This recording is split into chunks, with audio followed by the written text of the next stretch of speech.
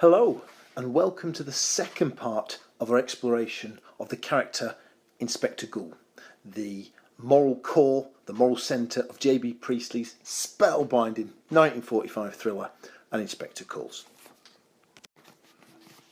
Now, as I probably mentioned in part one of these revision videos on Inspector Goole, the inspector is there to force the Birlings to confront their moral responsibility, their social responsibility, to distribute some of that cash that they've got and treat the poor that little bit more charitably, that little bit more fairly.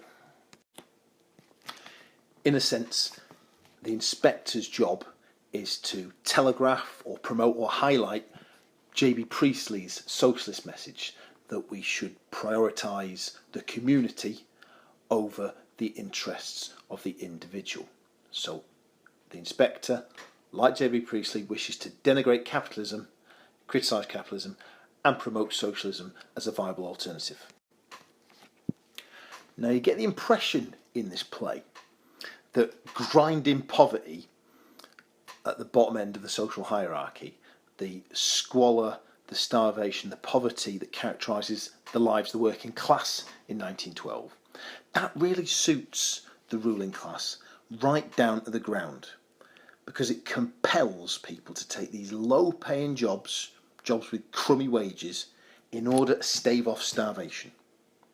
The inspector talks at one point about Eva being lonely, half-starved, desperate. He goes on to say that there's a lot of young women like that. Cheap labour. Ask your father. And this term cheap labour is very interesting, because it shows how one tier of society exploits another, and this leads to dehumanisation. Because, of course, Sheila pipes up with that phrase, doesn't she? They're not cheap labour, they're people. So she is distinguishing between the capitalist way of seeing things and a more benign socialist perspective of the world, where we treat people as human beings rather than just cogs in the capitalist machine, rather as just cheap labour there to be exploited, used and abused. Once the inspector's through exposing Birling's greed, he moves on to exposing Sheila's jealousy. As we know, very petulantly, in a little temper tantrum, Sheila had Eva sacked from her job at the department store, mainly because Eva looked better than her in the dress. I think Eva had the cheek to smirk at her as well. So jealousy is the sin that Sheila is responsible for.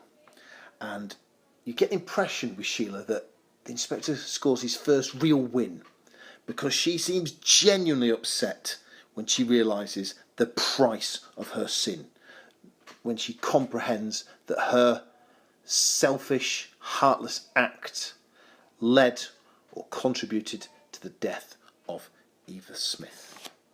And she becomes a proponent, an advocate, a pom-pom waver, call them what you will, of socialism. She seems to accept the inspector's socialist message that if we sympathised more with the plight of the poor, with the conditions of poverty, we might be more mindful in the future not to hurt these people. I've said before that the inspector is at the Birling household to investigate a crime, but he's less interested in the idea of crime as a legal idea and more interested with the idea of a crime as a moral concept.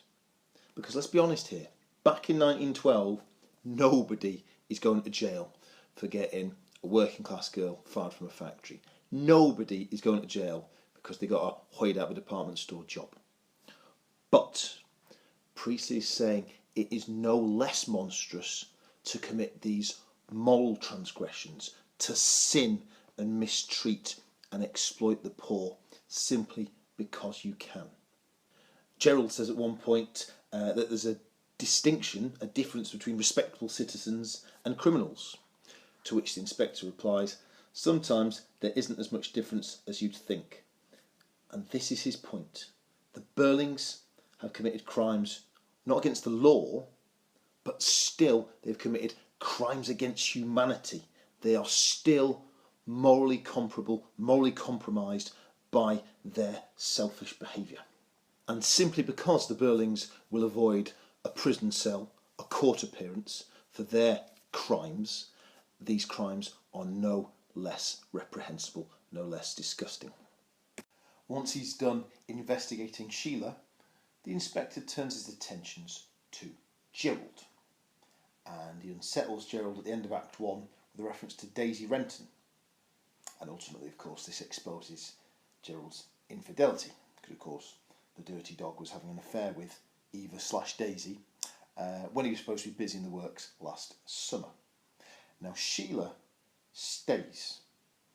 And here we see a sense of Goole's fairness, his sense of justice, because he realises, and he says as much, if Sheila left now, she would feel entirely responsible for Eva's grisly demise. And he wants everyone to accept responsibility. He is there with the function of forcing the Birlings and Gerald to accept collective responsibility. Yes, he seems to have worked his magic upon Sheila, but that is one fraction of the entire job. He has these other people that he needs to convert to socialism. He has these other characters that he needs to force into accepting their moral duty towards the poor. He utters that famous line, doesn't he? If there's nothing else, we'll have to share our guilt. The inspector then, he's not a bully. He's not an ogre. He is there on a quest for justice, but we are seeing that thrust for justice, which at times can be quite brutal, is still tempered by mercy, tempered with fairness, which is why he does not want Sheila to suffer alone. Nobody could accuse the Inspector of being polite. That's one of the things I love about Inspector Goole, is the way he cuts through the pretension, the polite facade of the Birling family. Mrs Birling is a firm believer in abiding by the rules of social etiquette, and indeed she finds Inspector Goole, she finds him to have peculiar and offensive manners.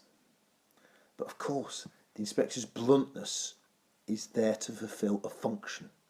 It is there to shatter their polite facade, their pretensions and aspirations towards civility and politeness. And he's doing this, he's shattering this front, this polite, polished front, in order to expose their moral flaws and highlight their involvement in Eva Smith's death. Every time they try and build up a wall to separate themselves from the working class, to assert their difference and superiority, the inspector is long to smash that wall down. You see the sin and vice and corruption that characterises the Birling family's behaviour. Well, that's not a million miles away from what Mrs Birling would imagine the working class to be like. Do you remember that line of hers? Girls of that class, she's always assuming the worst about the working class. Well, we're seeing in this play that the upper class are no better. When the inspector tackles Gerald, he pulls out two sins. He exposes Gerald's lust and also Gerald's pride. Lust, because of course he's having an affair with Eva/Daisy. Pride, because you get the impression that it really played to his vanity and his ego, earning the gratitude of this pretty young woman. You know, he felt like the white knight on the steed. It endowed him, it pumped him up full of pride. But just as with Sheila, we're seeing the inspector's fairness coming into play. He's harsh but fair as inspector, because he concedes, doesn't he? He admits that Gerald was the only one, albeit temporarily, to make Eva happy. He gives a quote in Act 3, at least he had some affection for her and made her happy for a time. So again, as with Sheila, we're seeing that thrust for justice tempered or diluted with mercy and fairness. There's a line in this play, a key line in this play, that always puts me in mind of Spider-Man. At one point in Act 2, Mr Birling is banging on with himself as usual, and the inspector interrupts him with the line, "Public men have responsibilities as well as privileges. Public men have responsibilities as well as privileges. Why does this remind me of Spider-Man? Well, I don't know if you remember from the film or the comic book, but there's a line, with great power comes great responsibility. This is a line that Spider-Man learns to his cost. And there's a lot of talk in this play and Inspector Calls about duty and responsibility. For the inspector, of course, responsibility is a moral responsibility. We have an obligation to look after our fellow man, not to shore up wealth for ourselves, to cut ourselves off from humanity. The inspector then is saying that if you're rich, if you're rolling in cash, you have a duty or a responsibility to distribute that wealth, to stave off poverty and starvation lower down that economic hierarchy, so that the poor are given a better chance in life. Responsibilities as well as privileges. Yes, you can have the port, you can have the cigars, but you have a duty of care to those weaker and poorer than yourself. And if Inspector Goole wants the Birling family to learn anything, it's that. I love the methodical way in which the inspector gets Mrs Birling to condemn her own son. He breaks down her icy facade so that she can see momentarily what her actions lead to. The death of her own grandchild. Eve, of course, was pregnant with Eric's baby when she applied to Mrs Birling's charity for assistance. And the inspector is quick to lash her with lines like, "You did something terribly wrong and you're going to spend the rest of your life regretting it." Now, I think it's fair to say that Mrs Birling is probably the inspector's most difficult opponent. Mr Birling, I guess his greed is quite easily exposed, and both Sheila and Gerald are clearly affected by Eva's death and their part in it. But Mrs Birling, even when she learns of Eva's pregnancy, even when she learns of Eva's moral righteousness, you remember that she refused to take the stolen money, she refuses to take any blame. This gal does not go down without a fight, and the inspector's real job wrestling her into submission. She stubbornly refuses to take responsibility. But then Goole, as I've said, cleverly gets her to denounce the younger idler that got Eva pregnant. And if Eric's guilty, says the inspector at the end of Act 2, well, we know what to do, don't we? Mrs Birling's just told us. So I guess she pays a heavy price for her defiance of the inspector's interrogation. I know you're currently looking at a picture of a boxing match, an astounding illustration. I don't know where I dredge up the talent to draw these things.